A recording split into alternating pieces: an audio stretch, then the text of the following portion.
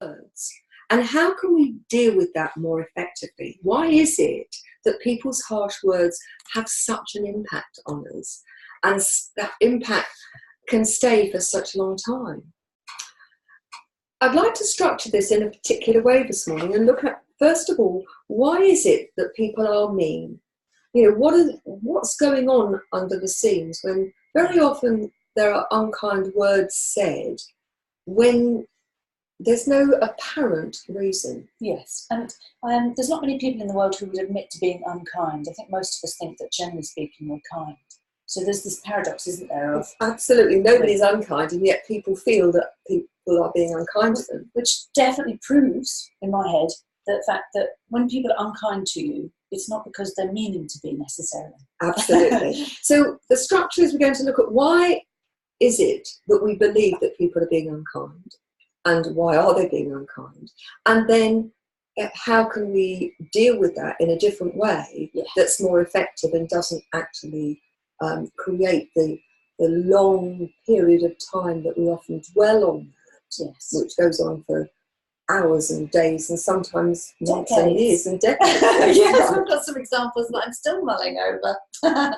So I have, my belief is that generally speaking, people are doing the best that they can. Yes. And so very often when we interpret what people are saying, it's because that person is, the person who has said offhand words or unkind words is wrapped up in their own stuff. Yes. That they're busy dealing with life in the very best way that they can.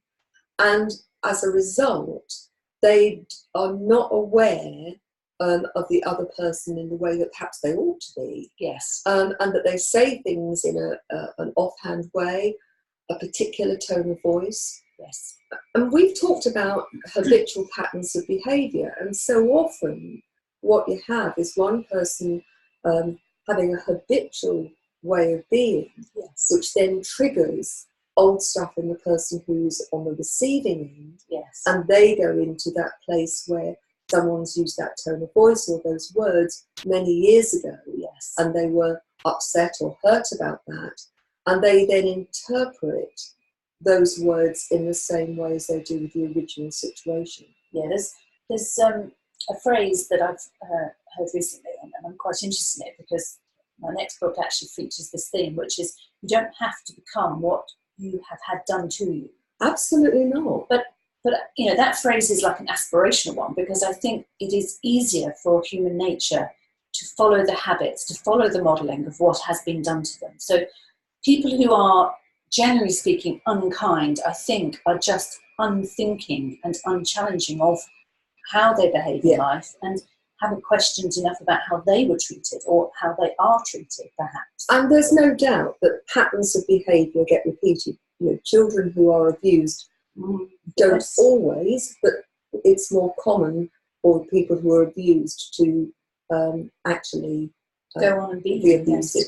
And that often follows patterns of drinking. And I have to make it very, very clear, there are many people who have been abused who do not go on. They break the pattern, and they're very determined that that will not happen to their children or to other people.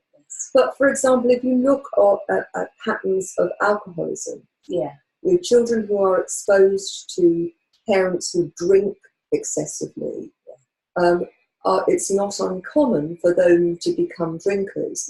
Now, there is a school of thought which says that there is a genetic link to that, and I don't want to get into that. Let's stick with unkind words, because it's a useful metaphor, isn't it, in the sense that unkind behaviour, unthinking behaviour can actually be the source of it, can just be a habit. Absolutely. But very often it's the person who is saying the words perceived to be unkind is one thing, but so much of it is how we interpret what we are receiving.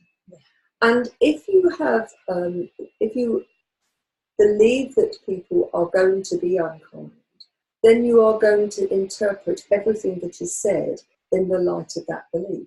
If you believe that intrinsically people are lovely and caring, you will interpret what you hear in the light of that belief. So our beliefs will automatically colour our interpretation of what happens to us. Yes. And part of the mechanism for that is our beliefs are based very much on what we believe about ourselves. Yeah. So if we believe that we are of no account, you will look for evidence that people treat you in a way that demonstrates you are of no account. Yes. You'll also be much less likely to put up boundaries that are effective. Mm-hmm. And so when people treat you unkindly or speak to you unkindly, you will assume that that's all you deserve. Yes. And so you will accept it and then internalize that in a very different way than if you've got a good sense of self-worth. And if somebody says something, you're more likely to interpret that as they're having a bad day. Yeah. Or that there's something going on for them. Yes. Rather than they are being deliberately unkind to you. And it's a very subtle, in the moment sort of response, isn't it? Yes. So somebody's unkind to a person and they can respond with, why do they hate me so much? Or they can respond with, what's up with them? Why are they having such a bad day? Yes. And it's a very subtle, difference, isn't it? But massively in terms of the then, what then follows, the ripples that are coming out from it. It's like the tip of the iceberg, isn't it? Yeah. It appears to be such a small difference, but it's actually fundamental. Yes. And, when you look at what other people say, and in today's programme we're talking about unkind words, but this is true of unkind actions to a large extent too. Yeah. What I find most interesting is however much we think of other people being unkind to us, the people who are generally most unkind to us is us. And the words that we say about ourselves and to ourselves are, generally speaking, the most unkind of all. Yeah. And the ones which cut deep and that keep going round and round and round in our heads. Yes. So for me, the fundamental thing is if somebody is being saying words that you initially interpret as being unkind, is to stop and consider for a moment, is that the reality, or is there a possibility that that other person is unhappy and hurting? Yes. Because one of the things that I have recognised with working with so many people is that those who are unkind are generally really unhappy. Yes. And in their being sharp or critical, what they're actually trying to do is to feel better about themselves. Yes. So first line is, the likelihood is that they're not being unkind to you, they're just having a bad day and they're caught up with their own stuff. The next layer is that if they are being deliberately critical and unkind, that's often to make themselves feel better. Yes. Problem is, it makes them feel better in the moment, then they feel bad about it, which makes them feel worse about themselves, which makes them more likely to be critical. Yeah, and so it becomes a vicious circle. Often these thought processes, we're talking about them in quite a linear fashion and with clarity of language, but the reality of living within one's head is that half the time it's occluded, isn't it? It's like walking through fog, and your reactions aren't labelled with, and it's not conscious reaction. No, I mean you're sort of habitual, unconscious behaviour. Yeah, and that's the point that sort of will clear the fog, is becoming conscious of your language in your head, how much fog is attached to this, and trying to see the labels that are attached to the reactions. So sort of, I'm reacting to that because I have a habit, or I have a trigger point of this, and all of that is a construct that takes a long time to develop. Awareness is absolutely crucial, and many people go through their lives completely oblivious. And I think for me that the first thing is to consider why we've got 2 ears and a mouth. And I think we need to listen twice as hard as we speak, and actually be aware of our own words, be aware of the tone of voice, because so often it's the tone, it's not what's said, it's the way in which it's said that has the impact. Yes.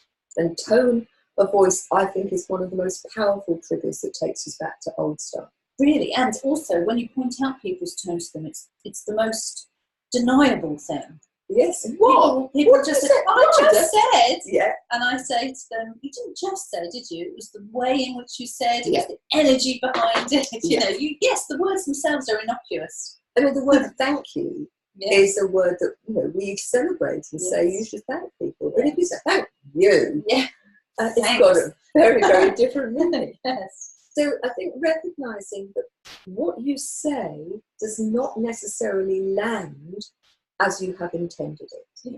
I think that's really important. Yeah. And on the receiving end, am I receiving this actually as it was intended? Or am I having a bad day today? Am I feeling very sensitive today? Yes. You know, have I got out of the wrong side of the bed? Am I tired, hungover, hormonal? Yes. Or am I just feeling bad about myself? So anything is going to be interpreted in the light of the fact that actually I don't feel very good about myself. Yes. And so the unconscious antennae are looking for trouble. Yes. And of course, if you look for it, you're going to find it. Yeah, but the law of abundance is very clear on this. What you focus on is what will arrive.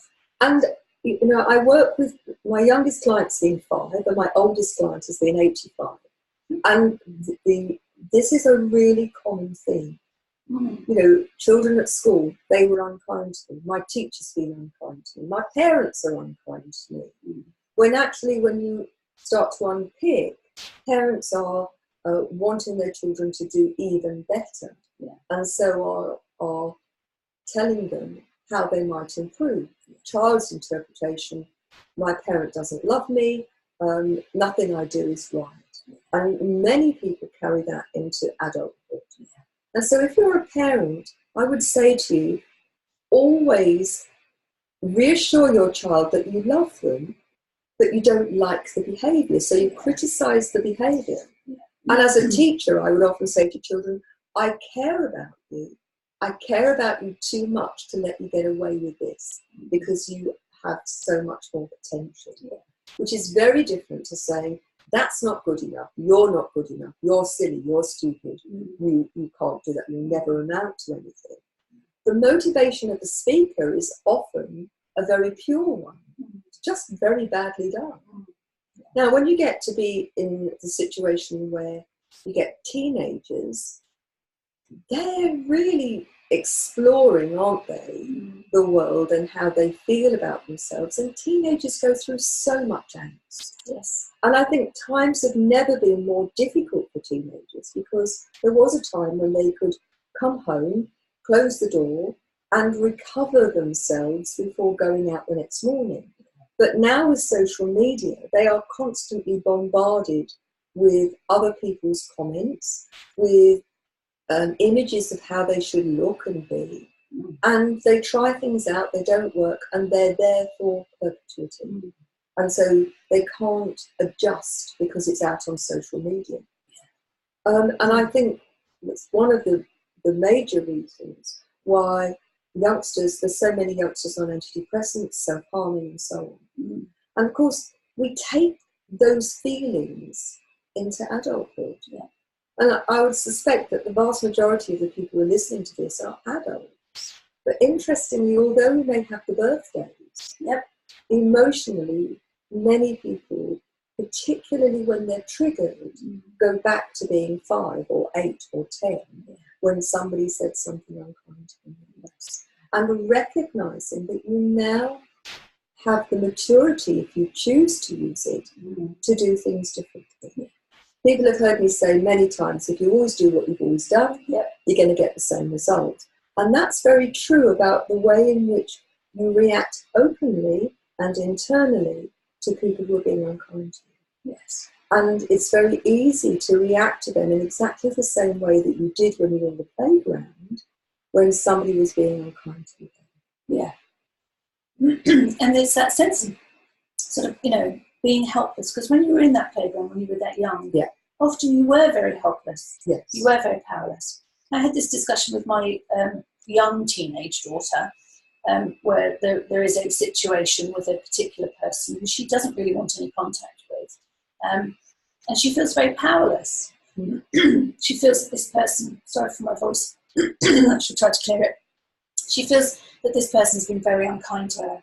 It's all in the past. Yes. She doesn't need to have a lot of contact with this person, but her father is potentially going to make it so that this person is more of her in her life than she is comfortable with. She can't get it across to her father how hurt and betrayed she feels by this particular person for lots of complex reasons. Humans are very complex. But it all just boils down to, in my view, that the problem, in inverted commas, that she has is that she believes she is powerless in this. And of course, if you believe you're powerless, that's the reality. Yeah, and like most things in the universe and in mathematical equations, if you take away the balance on one side of the scales, then by nature you're handing power to this other. This other person probably isn't aware that Esme is handing power to her, but because Esme is believing she's powerless, she has effectively done that energetic shift. Yes. So I sat her down and I tried to sort of, explain, and it boiled down to, but Esme, you do have power. You may not have as much power as you think you need now to resolve the situation to your satisfaction, but that's sort of a separate subject, because maybe the resolution to your satisfaction is not right, not appropriate.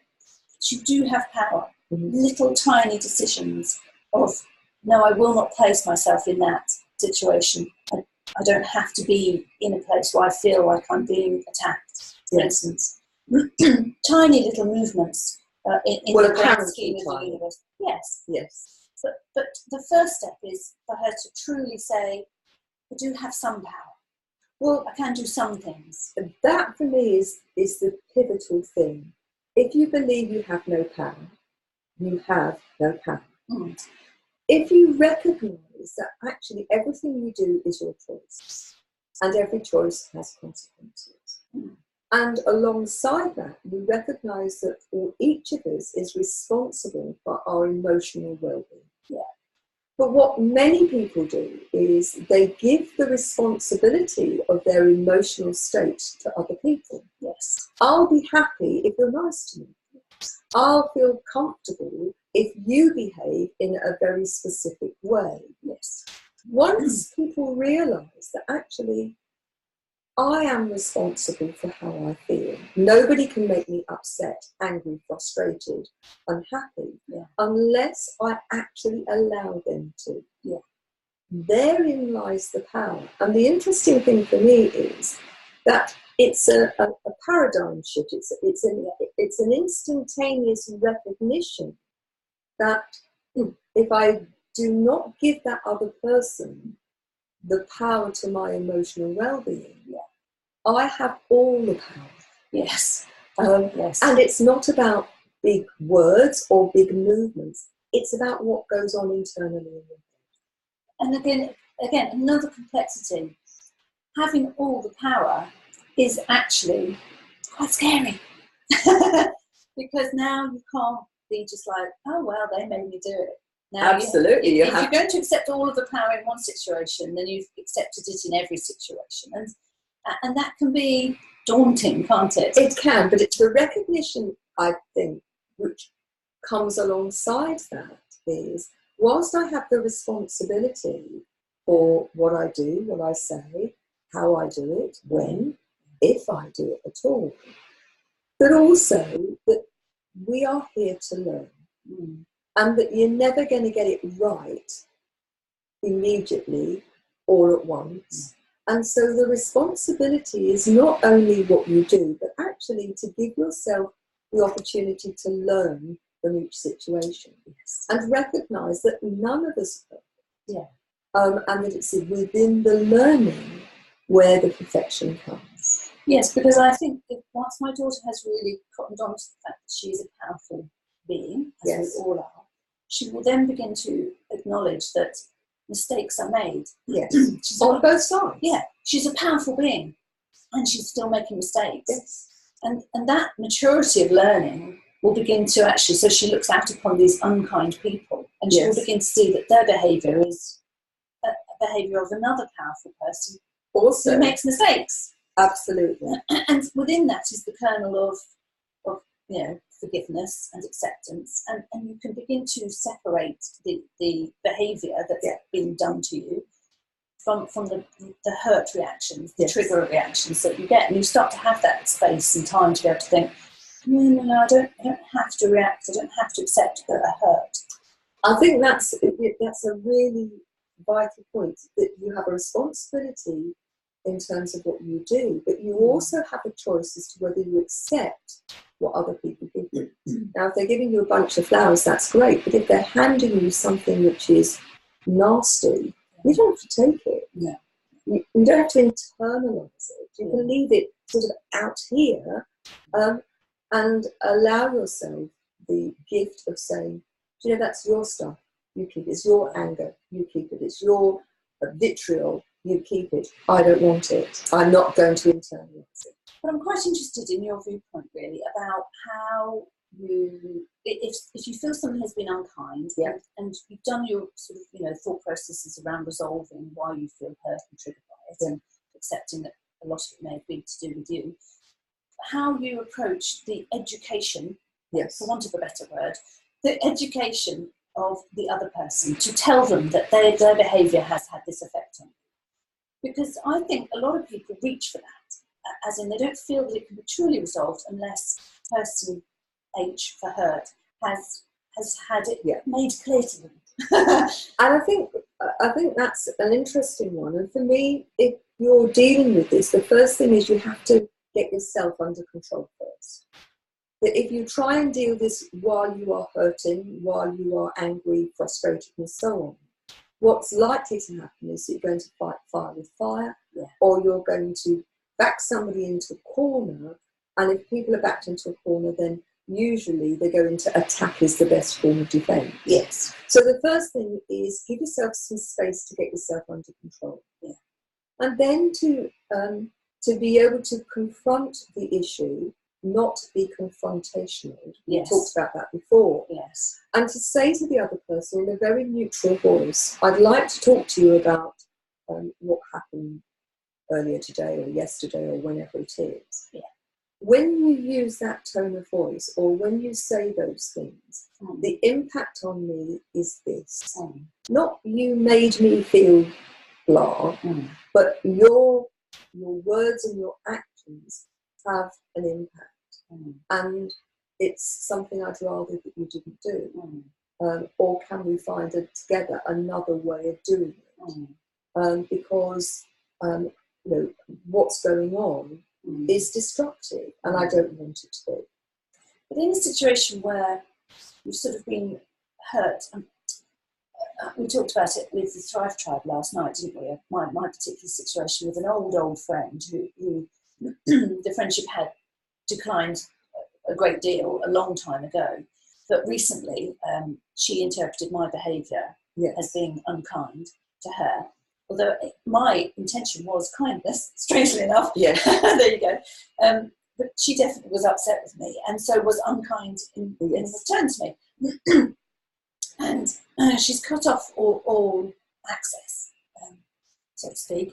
And I wonder if I should just let that float, or whether I should reach for a higher self myself and try to sort of acknowledge that I realised I hurt her. I realised that whilst trying to be kind, I was actually unkind. Or it was interpreted. Or whether that will just sort of, air the flame again. Well, I think this is at a number of levels. And first, I think at an energetic level, that your realisation has been an important one. And that you, in the doing that and acknowledging that what you did with good intentions was misinterpreted, and that you are sorry for the hurt that created. I think at an energetic level, I do think in some way that goes through. However, often trying to make reparation is something that if we've done something wrong, that we feel we need to do that, or there is a sense that other person needs to make reparation to us. Remember, we only have control over us. So if you have done something wrong and you're feeling bad about it, my first thing is always, if it is possible to put it right, or to at least apologise, in a heartfelt way, then do it. If it's not possible, in this case you have no way of contacting her, then I think you have to send energetic love, if you like, and say, I'm really sorry that this has happened. I'm very grateful for the friendship we had when we had it, but it's past. And I think, you know, there are friends for a reason, friends for a season, friends for a lifetime. And there are times when we grow out of that friendship, out of that connection. And I think the thing to do is to learn from it in future relationships. Yes. Interestingly, with relationships, we all have a blueprint of how it should be. Shoulds are very dangerous because the other person will also have a blueprint of how they think it should be. Yeah. And most of the time, they don't completely match. Or they match a little bit, but not completely. Yeah. And so I think, is this the recognition that we are all flawed, we're perfect, but all of us are doing the best we can with the resources we have available in that moment. That doesn't let us off the hook from doing things that are deliberately unkind. However, I think if that's our starting point on the receiving end, you're going to be far less likely to be hurt. I also believe it's really important that, you know, we cannot deal with other people. We can't change them. Only they can change them. But we can affect a huge change in ourselves by firstly being really aware of what we do and say, but also recognizing how often we interpret things when there is the potential for there to be a whole range of interpretations. And if somebody says something that we feel that's unkind or unfair, I think unfairness is the one that gets most people going, is to be able to say to that person when they've got themselves under control, do you know what, I think that was rather unfair, and that was not my intention, or this is what I've been trying to do. But I'd like to spend the last few minutes that we have around how often we are unkind to ourselves. And the things that we say to ourselves about we're not good enough, we're not clever enough, not rich enough, not beautiful enough, not enough in some way. Those are the words that go to the very core of us. And they're the ones that are most difficult to shift because they come from us. And if you are somebody who, you know, puts yourself down, who disses your ability, who gets in first before other people can do it, I think I would really urge you to get some help, because fundamentally that's going to impact on your life throughout your life, within every relationship you have, because every relationship you have with others is a reflection of the relationship that you have with yourself. And so the most damaging unkind words are your own. And, you know, question how often you are unkind to yourself, how often you dismiss yourself as not being able to do something, as not being capable, as not being enough. And we are all enough.